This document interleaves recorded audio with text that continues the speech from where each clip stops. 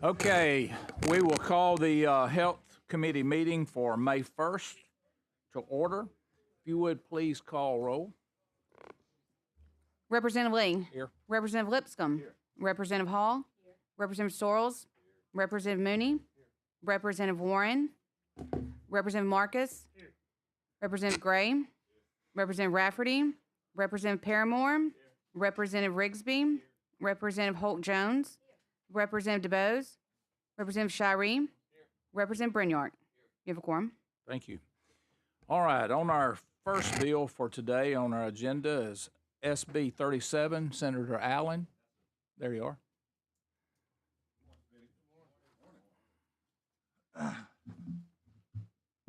Yeah, give you a little background. I was at a grandson's football game this past fall, and I was sitting there in the bleachers, and this gentleman sitting next to me was vaping. And unfortunately, that evening it was a downwind, and his vaping came upon me as well. I asked the gentleman to leave, and he said, "No, sir, it's not in the code." Basically, that's what he said. Oh, okay. So I did my research.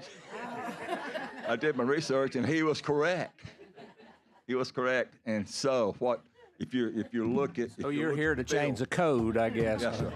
Yes, sir. If you look at your bill, and if you would take a moment, look at your bill on page 3, line 71, and all we're doing is adding vaping to the current code, and so that is exactly what we're trying to do here, and plus, if you do your research and Google it and drill deeper into this issue, vaping is a very serious issue.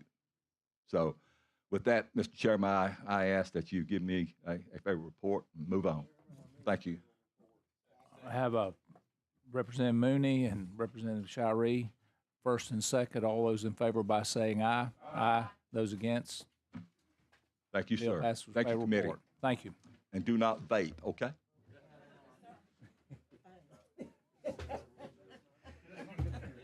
All right. All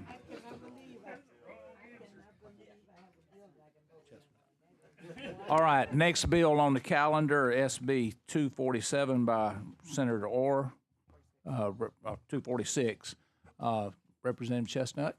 Yes, Senator Orr is actually chairing the Ways and Means right now, so I'm bringing it for him. Okay. Very good. Okay. Okay. Thank you. So under existing law, right, a student at a K through 12 school may be exempt for vaccines for religious or for medical reasons. And existing law does not provide for vaccination or testing requirements for students at public institutions of higher learning. So this is just taking giving the same religious exemption for institutions of higher learning. Is this already happening? Isn't this already in place? I think, well, each institution kind of does its own thing, but to your question, to some extent, yes. Okay.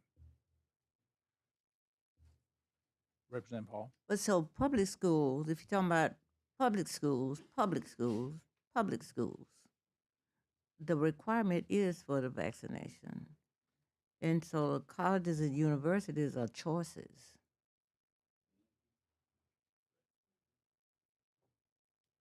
You know, they can decide, I'm just trying to see what is so significant that we need to include the colleges as part of this. I mean, I can't answer that question. I don't know to the detail that the Senate sponsor knows it, but we just looked at other states, and these are the options. I mean, these are some of the things that are doing in Texas, Louisiana, North Dakota, Colorado. So We went down that a couple of times last night. Those answers don't sit well with me, but I understand that you're carrying it for someone else. Thank you. Yes.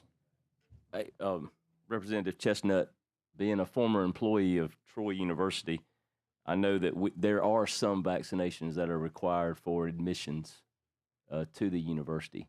However, I think it's been the general practice amongst the four-year institutions that the Board of Trustees would set these particular policies instead of it being in code about what exemptions. I know my institution does provide the exemption for religious beliefs and et cetera. So this bill actually is making the higher ed institutions follow this policy. Is that what this is doing? Yes. Okay. Chairman, if I may. Yes. Um, Representative Whipson. Representative, there's a lot of questions that I think we need to ask the bill sponsor that you're probably not capable of answering, and that's not your fault. But for that reason, I think we should probably carry this bill over until we can speak with the senator about it. So I make that motion. Okay, we have a motion on table and a second. Any discussion? All those in favor of carrying it over by saying aye. Aye. Those against, nay. The ayes pass. Thank you. All right. So next on our agenda is Representative Harrison, HB 312, and he'll discuss the bill, and then we're going to have a public hearing. Thank you, Mr. Chairman, and I hope y'all all, I think pretty much all seats are filled. Appreciate y'all being here and on time after a session like yesterday. I hope you all had a good night's sleep. This bill concerns some issues about midwifery. I think midwifery certainly has a place in our healthcare delivery system. And I think the freestanding birthing centers also plays a role in that system, in my opinion. And this bill addresses issues with the freestanding birthing centers and also some issues concerning pre- and postnatal care. And so a lot of these issues are kind of over my head, and there's a group of people here prepared to speak, and they can educate you better than I can. Of course, this bill is within we're within the 5-day window, so it has no chance of passing this year, but hopefully these issues can be worked out between sessions and we can bring you a good bill next year. So sit back and absorb the information that the presenters will present. And if there's any question, feel free to ask them now of the people. Thank you very much. Okay, Ms. Michael Ann, if you will start. And let me kind of set the guidelines. We've done this numerous times. We have a total of 6, 4 supportive and 2 opposed. We're going to let the first 4 speak first and then the last 2, but we'll have a 3-minute limit. And as I've said in the past, if you're in the middle of a conversation or middle of a sentence, if you're for it or against it, we're going to cut you off and we're going to move on to the other just to make sure that everyone has the opportunity to speak. All right, if you'll call the first person, thank you. Nancy Meganson. And by the way, if we have any questions, unless you think it needs to be asked immediately, we will wait till they're all done and ask at the end. Thanks. Good morning. My name is Nancy Meganson, and I'm a licensed midwife in Alabama, a certified professional midwife, a registered nurse, and I have both associate's and bachelor's degree. I am also here representing the Alabama Midwives Association. As an RN, I could have chosen 2-year master's program in nurse midwifery, which focuses 99% in hospital-based midwifery care, but I wanted to focus on out-of-hospital midwifery care, so I chose the longer 3 to 5 year process of also combining didactic and clinical education, but solely in a home and birthing center setting. This is a housekeeping bill today. We have proposed an amendment to also strike through the additional wording of freestanding birth center language at the request of the Alabama Hospital Association and the Medical Association of Alabama during a meeting we had yesterday. We do welcome facility oversight at a national and state level, and thus language needs more work with all parties during the off-season. Newborn wording is housekeeping for us, though the opposition will tell you it's increasing scope. Let me explain. Out of the other 30 states who regulate licensed midwives, Most have the same midwifery definition we have in our statute, and these states equally care for newborns and collect newborn screening data during postpartum, just as the national standard and training directs us to continue. 7 years ago, the legislature passed the Childbirth Freedom Act to establish the State Board of Midwifery to license and regulate midwives. This statute says the scope of licensed practice of midwifery shall be in a manner consistent with the most current North American Registry of Midwives job analysis. Items that Alabama legislature deemed outside of the norm job analysis scope of practice were specifically listed in the law. Like in other states, there was no confusion of midwifery care of the newborn. Providing well baby care for up to 6 weeks by midwives and administering a newborn screening were not banned by the state law in 2017. It was ADPH, not state lawmakers, who created a rule 1 year later in 2018 to restrict the scope of practice, which reads, a licensed midwife must refer all newborns to a licensed physician within 24 hours of age to perform newborn screenings. ADPH continues to legislate from its rules. Law says licensed midwives must order newborn screenings. ADPH has refused all requests by the midwives to order the newborn screening cards, preventing the law from being followed. ADPH Legal has informed us if the words "and administer" were added to your law, we wouldn't have a problem with midwives collecting this data. So that's why we're here today. We are here today to eliminate confusion created by these rules, not change established law. We are here to uphold legislative approved scope of practice, not expand it. Opposition today will tell you we don't have the training or skills, and they even wrote in 23 that they prevented midwives from becoming de facto pediatricians. This is not true. They won't tell you that to perform a hearing screening by the hospital They will not tell you that administering these tests in hospitals and offices have less training to collect this data. Midwives are Kim Taylor.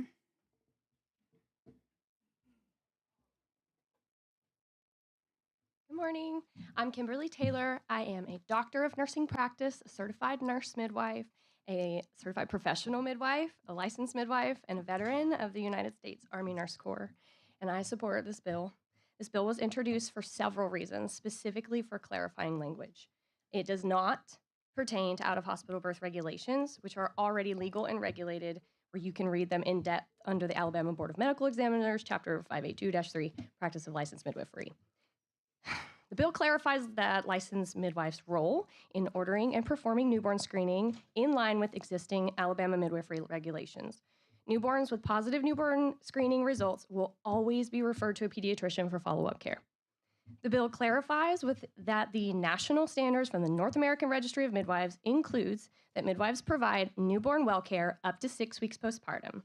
Midwifery, as practiced by what everyone refers to as non-nurse midwives, offers expert care, education, counseling, and support to women and provide initial and ongoing comprehensive assessment to both the mother and the newborn. CPMs are trained to recognize abnormal and dangerous conditions requiring consultation with and/or referral to other healthcare professionals. Yesterday, we were able to have a wonderful conversation to hear some feedback about our bill from lobbyists, pediatricians, and OBGYNs in our state who have a blatant distrust and obviously have very little understanding about midwives in general, the midwifery model of care, and the training and regulations pertaining to the midwives in this state. One in particular states, and I quote, "I cannot trust that no one with the quality and education that a physician has can take care of my population in my community." When the reality is that 7.1 babies in 1,000 in our state die every year, and that is under physician care. Those statistics are not under midwifery care. You can pull the stats from the CDC Wonder, the database, and our Board of Midwifery, and our state's neonatal mortality rate is not from under midwifery care. The midwives are trying.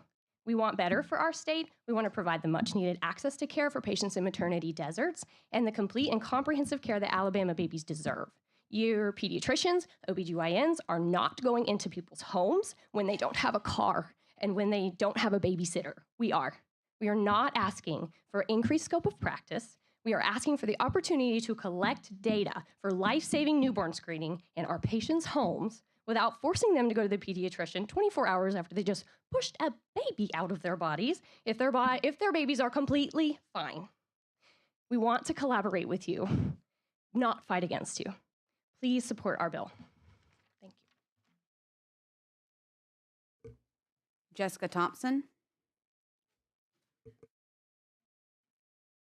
Hello, my name is Jessica Thompson. I'm a registered nurse from North Alabama. I drove down last night from the Shoals area.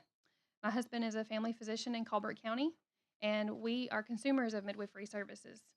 Our youngest, who is here with me, he's 4 years old. His name is Arliss. He was born under midwifery care in 2020, right before the pandemic.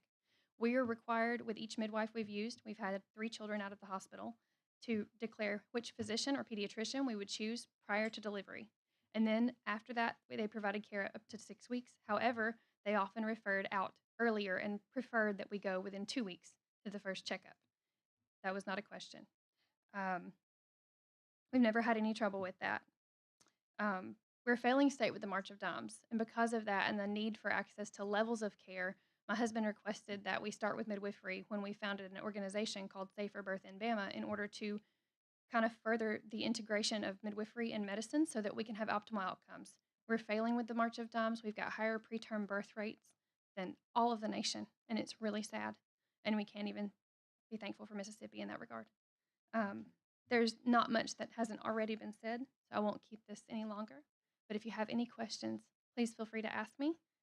We've had 14 years combined education in our house and spent years doing peer-reviewed data to try to make sure that this was a safe option for our own home. Thank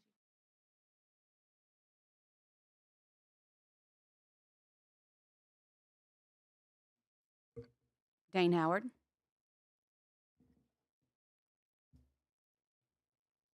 Thank you, Mr. Chairman, members of the committee. I really hate that the second speaker characterized our meeting yesterday as hostile. I don't feel like that it was. As the Deputy Executive Director of the Alabama Hospital Association, it was from a perspective of more than a lobbyist. It was the perspective of a lot. Our concern addressed by the first speaker, we had a really good conversation, and as much about unregulated provision of health care in a facility. There's not anywhere in the state of Alabama that healthcare is delivered in any type of facility that is not regulated for life safety code to make sure that the hallways are big enough for stretchers, that there are sprinkler systems for all the things that can happen unforeseen. So we had a really good conversation about that as it applies to the rules that would govern and would provide that type of oversight here in Alabama. And as you heard, they're not opposed to that, and there's a lot of more there are many more conversations that need to occur between now and then. As far as scope of practice, I think we all know that they are currently midwives are allowed to and authorized to provide care in the patient's home, and this is not an anti-birthing center position. This is if there are going to be birthing centers, they should be regulated like every other place that provides health care is in not only Alabama, but across the country. So with that, I look forward to future friendly meetings to continue these discussions in the off-season so that we can come back to you next year if that's what's needed. Thank you very much. Jessica Smith.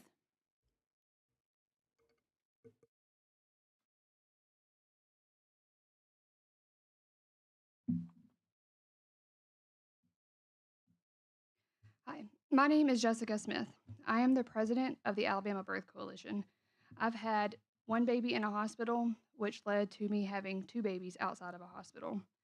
Today, God brought me here not to tell you about midwifery specifically, but He brought me here to tell you about Ezekiel 33:6. However, suppose the watchman sees the sword coming, but doesn't blow the ram's horn so that the people aren't warned, and the sword comes and takes away their lives. Then they've been taken away because of their own iniquity, but I will hold the watchmen accountable for their blood.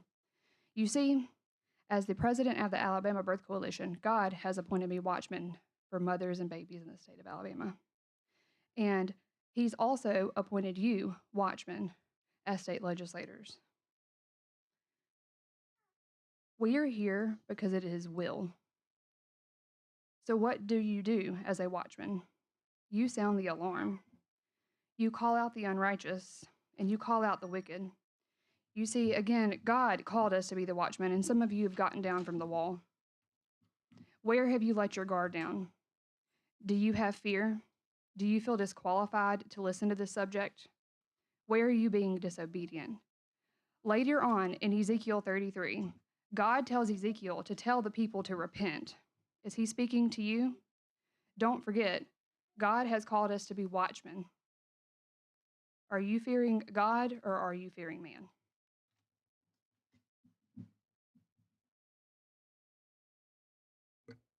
Matt Hart.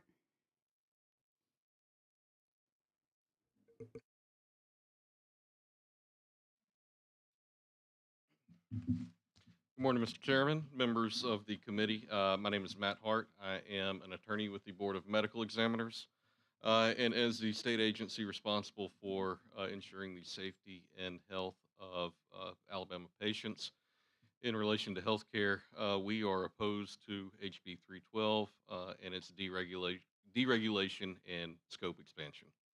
As you heard Ms. Howard speak on the concerns about deregulation, many of you will recall when this bill was passed, or the midwifery bill was passed originally, it allowed for in a home birth. The mother and family are aware of the risk that come with a home birth and have accepted those and have assumed those risks. However, a birthing center we feel gives a false sense of safety and to patients for where they feel that it is a healthcare facility, and if it is not regulated appropriately and staffed appropriately by qualified individuals, then there is a potential for danger and significant risk there. Additionally, the scope expansion is deeply troubling to us. This bill, as you're aware, would expand the role of midwives to allow them to supplant that of pediatricians and neonatologists who are highly trained and skilled, significant schooling in their profession. That's why when you have a baby in a hospital, the OBGYN does not tend to the baby once it's born. There are specialists who have gone to school specifically for that. And so this is the most important and informative time of a newborn child's life. And we think that skilled professionals, skilled physicians are only appropriate to treat the child during that time. Since this is a scope expansion bill, we would ask that the committee consider handling it as it has with other scope expansions and allow for the subcommittee, the vice chairman subcommittee to review this and consider any path forward. Thank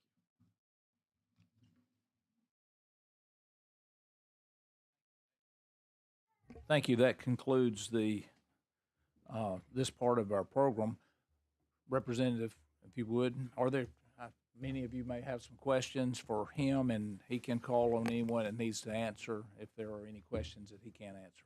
Representative Shiree. Hey, Ben. Hey. Hey, I do have some questions about numbers, so I know you're probably going to call for some help. But the lady who spoke, 7.1 out of 1,000 neonatal mortality under physicians. I'd like to know the mortality under midwives, and I'd like to know the total number for physicians and the total number for midwives. Okay, I can give you one. I think I can give you one number. Okay. I think last year there were like 397 home births by midwives, and there were no fatalities of mother and child. The other data, is that correct?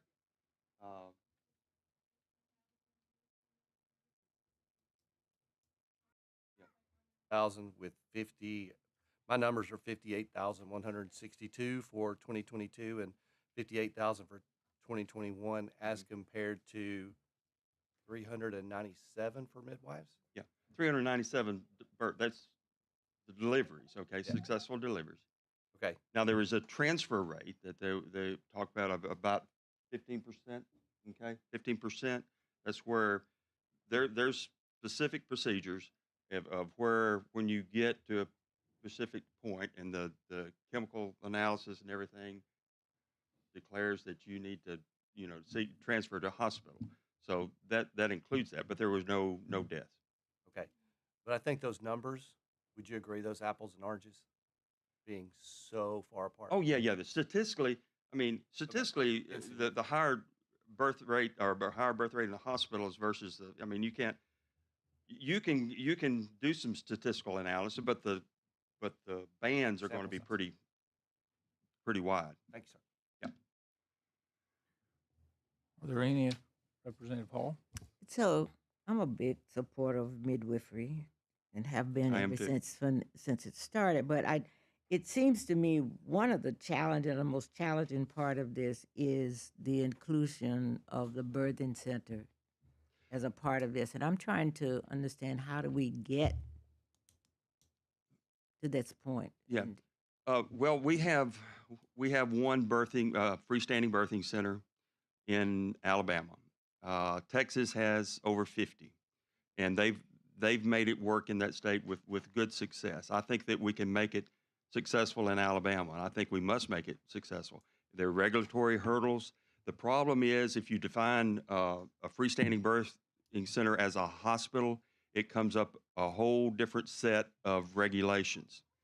And I don't. and I understand that. So what my point is, why not separate that out in terms of what we're required, to make sure that we have everybody at the table in the discussion. I didn't even look at this bill or read it until earlier this morning, and did not realize that we were challenged at this particular point. But that seems to be the sticking point. Yes. As I one of the listen. sticking points. Yes. The other ones, I believe we could probably work through them, but that seems to be a major part of the Right. concern that I gather. To me, the freestanding birthing centers would be, you've got all your materials there, you've got everything that you need, it's always there. You've got probably multiple midwives there at one time, maybe, I don't know. What do you envision a birthing center look like? Maybe I should ask that question. Well, I haven't, I want to go visit the one in Birmingham. I haven't done that, but maybe Kim, can you address that? Please Mr. come to Chair the has mic. to recognize Yeah. you. Greatly vary. Any birth center that you go to is going to look a little bit different. So the one in Birmingham has 2 birth rooms, one that is mainly one for extra, and takes a couple clients a month. There's a bed, there's a birth pool if they'd like a water birth. There are always 1 to 2 midwives there. There are always more than one birth assistant. Our physician, Dr. Scanes, is always available for us when we are admitted to the birth center, and it's very much like a house. I mean, it is a building that has a bed and low lights. And Did you say a house? No, it's like a house. Oh, It's like okay. the home birth experience, Oh. and then you don't have to be at home. We clean up at the birth center, and you just go home. Hey, thank you. It's beautiful. I would like to clarify one thing. The statute reads, like Matt Hart said, it was home births only. Well, the statute reads out of hospital births. Okay, so if you go back to the statute, so the birthing center would be out of a hospital birth if it was declared not a hospital. But that seems to be the sticking point there. Yes, sir. Representative Brigsby. Representative Harrison, thank you so much for presenting this today. What was the comment? Clarify the comment for me that I think the first speaker made about the agreed upon removal of some piece of this legislation with MASA. What was that was agreed upon to remove? Yes.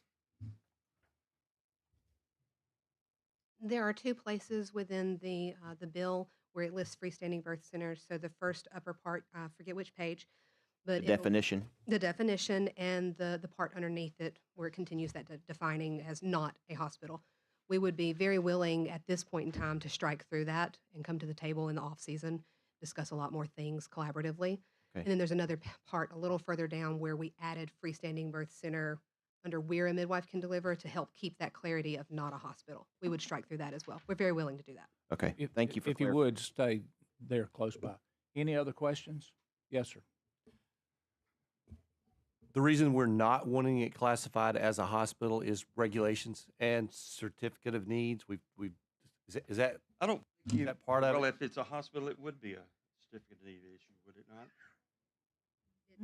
It depends.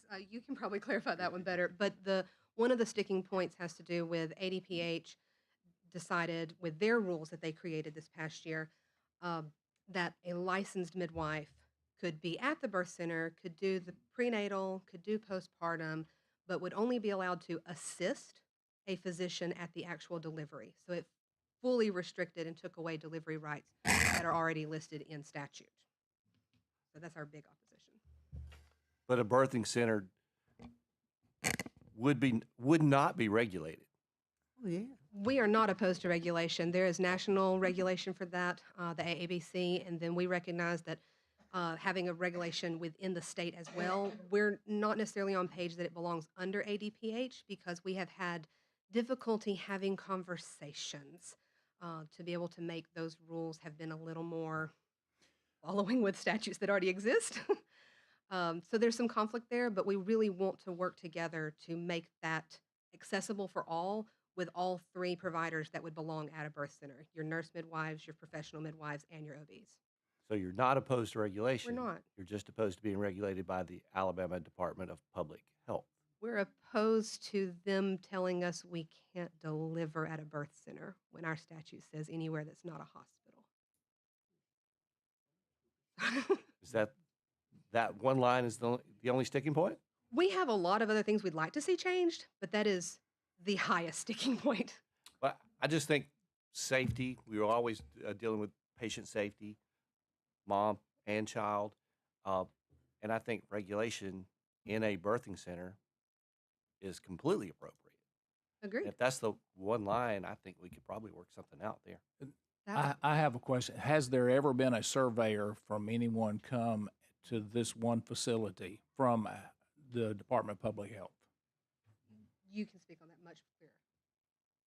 So to even get licensed, we had to have the Alabama Department of Public Health come to our facility and inspect it. There was a couple nurses that came through and dug through everything and was going down a checklist and was able to inspect that. The Centers for the Accreditation of Birth Centers, CABC, we just in April, second week of April, went through their entire process. They came in, went through everything, went down 82 pages of regulations to see if we met them, and we're waiting for the approval or recommendations for them to come back or whatever, but to do that. So, All right. yes. I have several questions. Anybody have any questions? Tell me, in a like this or at home, how are you paid? Sure. So Is that a cash? we would, And how much? so at home only. Yeah, at home, be So good. at home, there's no insurances in the state of Alabama that pay for home birth. So Right. they do have to come out of pocket. It's not because we wouldn't accept insurance. They won't accept professional midwifery license. They won't pay for home births at all. Many of the, so Medicaid so far has no contract with the birth center. Actually, Medicaid won't pay for home birth at all because in the statute or in the rules, it says that a nurse midwife can only provide care and that the nurse midwives must be planning the birth in a hospital and they have to document the hospital that they're going to birth at. So there's nothing about birth centers and there's absolutely nothing at home for that. So I think obviously that's old. We've got to just update that. But it's cash right now. The birth center does accept all insurance and we've just been filing it even though there's no contract. Some of the Blue Cross and United, those kinds of private insurances are paying something for like the professional care. They're not paying the birth center fee at all. So that would come out of, that would be a non-covered expense. So people would have to pay for that. And what would that typically be? It depends At on the home. birth center. Oh, at home. So out-of-pocket expenses somewhere between $3,000 and $5,000.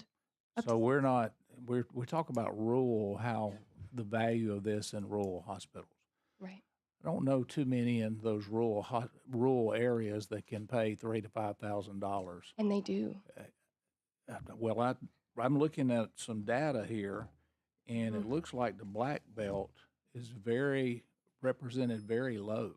You're going to Very- find lower prices for your Well, no, I'm really talking about rural. very low births. Oh, yes. As far as Also, if you think that about area. where we're Just willing to go. Just a second. Sure. Very low births in that area, if any. I can't see that there's anybody certified in those areas. Sure. So, we talk about rural. Well, we've had the opportunity for the rural areas for now, 3, 4, 5 years? And there's been, I have the numbers here that go back to 22, It breaks it down to white babies, non-black babies, Hispanic, and those numbers are very, very tiny. It looks like it's the majority of this up in the northern part of the state, the people that can pay for it. Right. So we're those that can't are still, it's the same issue, and I'm concerned. And we're talking about the numbers. Someone spoke about the numbers just a few minutes ago of our birth rate, and issues with children.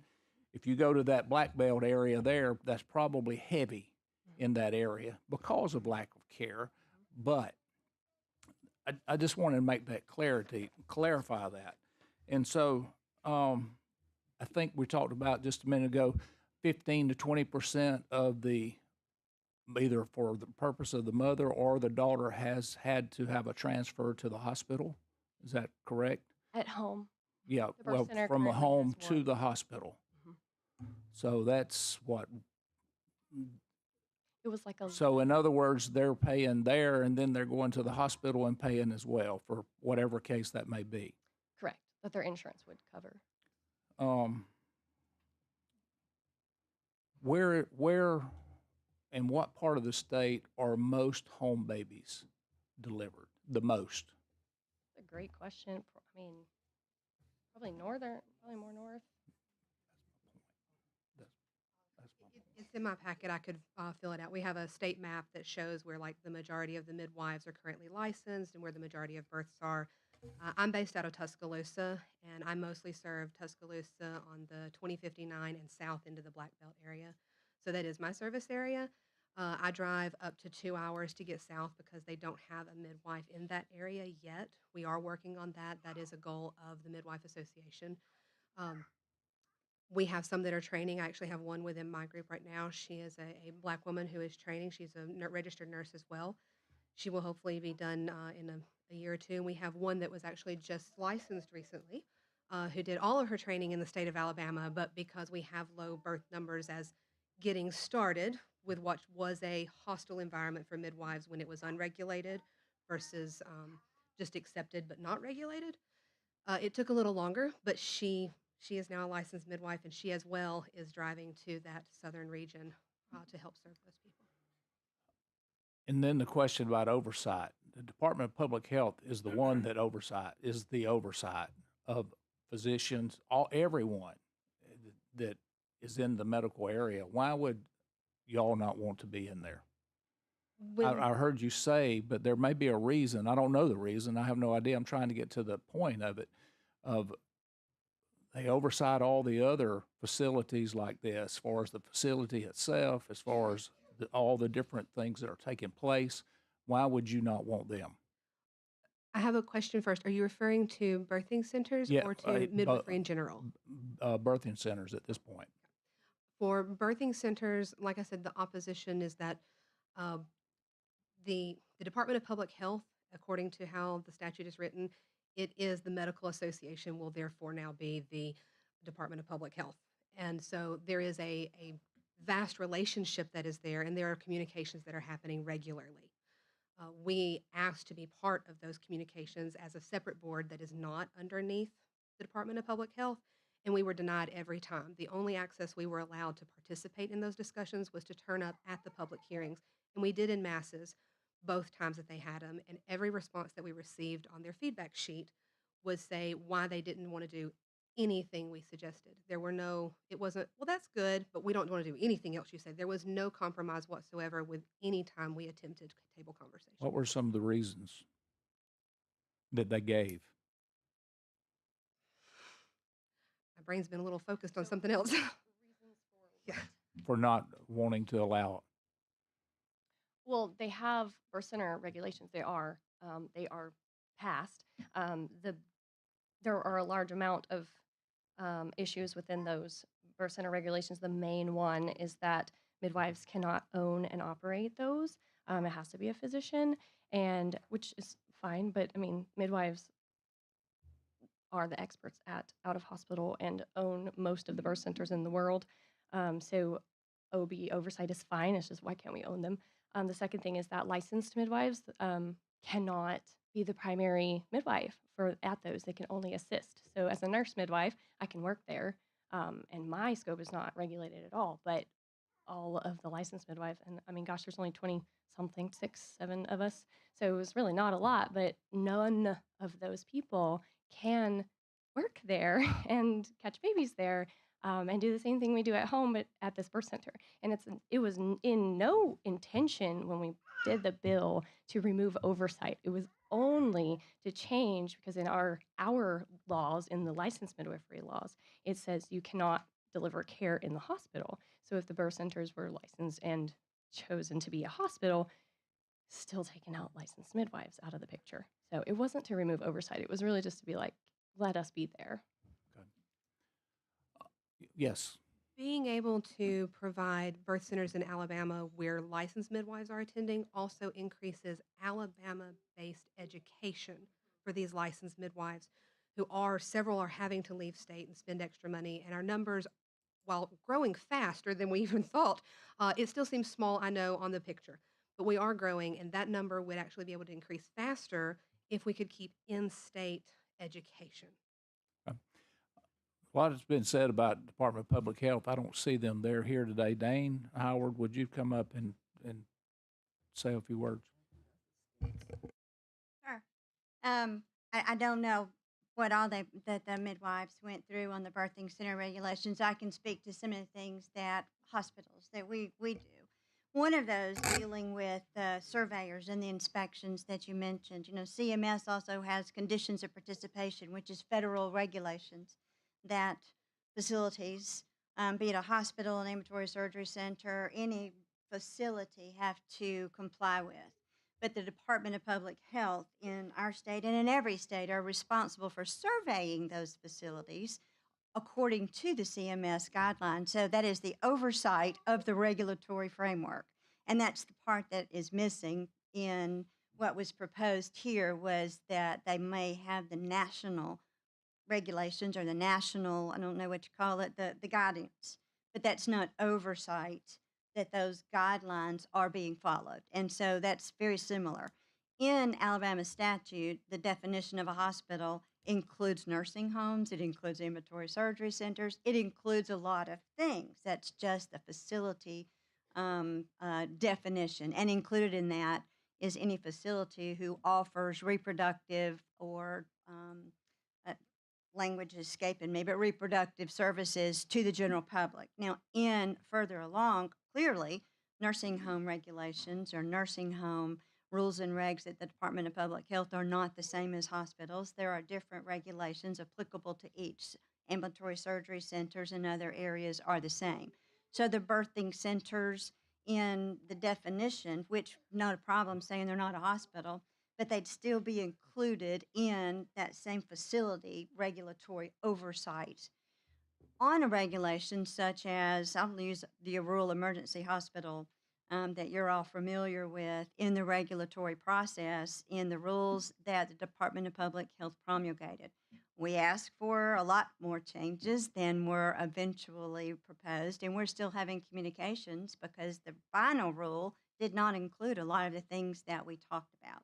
In the meantime, there are waivers that are always possible by going to meet with the department. If there are things in a regulation that are onerous or that are just not achievable, a short-time waiver with evidence of that is always something that is open. In the regulatory process, once a rule has been published, the department can't sit down and talk with you at that point because it's open for public comment. That is violation of APA. Once the public comment period closes and then they report or they issue their findings from the public hearings and from all the comments that received, at that point there can be opportunity to go sit down and talk, but again, it depends on a lot of things. So in defense of, again, and not knowing the time frame of which they sought meetings, there are periods of time during the promulgation of rules that it's inappropriate and illegal for them to have those conversations. So just wanted to say, and while I'm here, if I can I answer one question that didn't get asked of me yet? Sure. As far as the infant and maternal mortality rates in the state of Alabama, we don't have anything to be proud about. We don't. That's right. It doesn't have anything to do with where the infant may have been born, whether it was the practitioner, a physician, a midwife, or at home. It has everything to do with the lack of healthcare coverage and insurance and what we're trying to accomplish in closing the coverage gap. If we can provide insurance coverage so that childbearing age women have care and access to care through insurance before they ever get pregnant, and address undiagnosed conditions and healthier lifestyles, then that is the recipe for healthier babies and moms at delivery and beyond. So we want to close the coverage gap. Thank you. Thank you. And one last thing I'd like to remind everyone, I think it was it yesterday, Times 5 was no, it was yesterday, yes, that we passed 20 or 25 sunset bills with oversight and regulations all the way down to plumbers and electricians and nursing homes and those type things. So just keep that in mind. I think it's just as important to have some oversight and regulation on our physicians and over midwifery, overall, to make sure that the care is being done for the mother and the child. And I think we may disagree on a lot of things, on small things, big things, but hopefully we can all walk away from here with that in mind, that that's the end goal, is to take care of the mother and the child. Guys, thank you all. This committee meeting is over. Go ahead, Ms. Hall. I'm sorry. I'm just wanted, I don't know if we'll meet again. You think we can meet in next week? As of today, this will be our last meeting. I'm glad you brought that up for this session. And I want to speak to you from just the way that you've handled this committee. When you did things I didn't think were right, you did it in a manner that it was not adversarial. And I really do appreciate that, because many times when we are challenged by what we believe or like or dislike, that tends to leave a bad taste in someone's mouth. But I really wanted to say that public to you. Thank you. How much I appreciate the manner in which you have handled each one of these situations. This is not an easy one here that we've just finished. So I do believe that I believe we'll come back next year and have something that everybody can say they were included in and look well. But thank you for the way you've responded. Thank you, Ms. Hall, and we appreciate your years of service on here and experience and wisdom. So, all right, thank everyone. This concludes our meeting.